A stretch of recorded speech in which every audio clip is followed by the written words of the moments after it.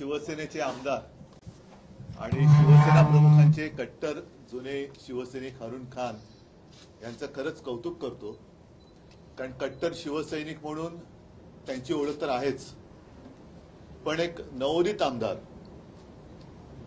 म्हणून त्यांनी जी कारकीर्द सुरू केली, आमदार म्हटल्यानंतर साहजिकच आहे तिथल्या नागरिकांच्या काही व्यथा वेदना असतील, त्यांचे प्रश्न असतील, त्याची सोडवणूक आणि त्याचबरोबरीने इतर काही सामाजिक कामं। याचं कारण असं की शिवसेना प्रमुखांनी शिवसेनेची स्थापना करताना 80% समाजसेवा आणि 20% राजकारण हे एक आम्हाला बंधन घातलं होतं।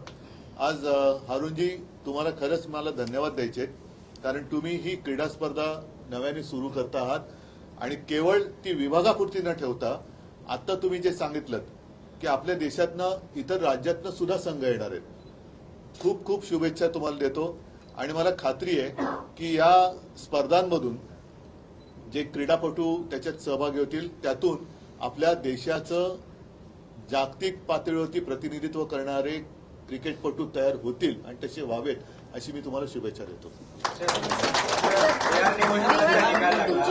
बिहारचा पण संघ त्याच्यात येणार आहे खेळायला। आता त्याच्याबद्दल म्हटलं तर तुम्ही ही प्रतिक्रिया दाखवणार नाही।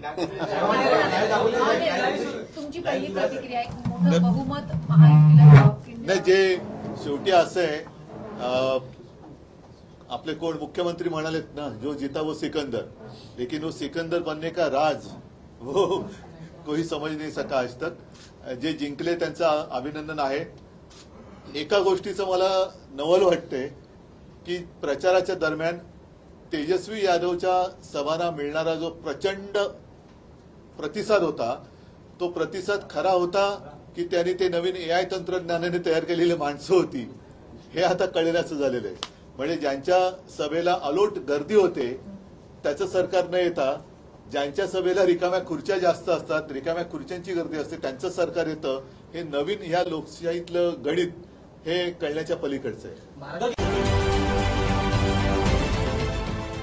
देश विदेशातील प्रत्येक घडामोडींचे लाईव्ह अपडेट मिळवण्यासाठी आता साम टीव्हीच्या सर्व सोशल मीडिया प्लॅटफॉर्मला लाईक, फॉलो आणि सबस्क्राईब करा।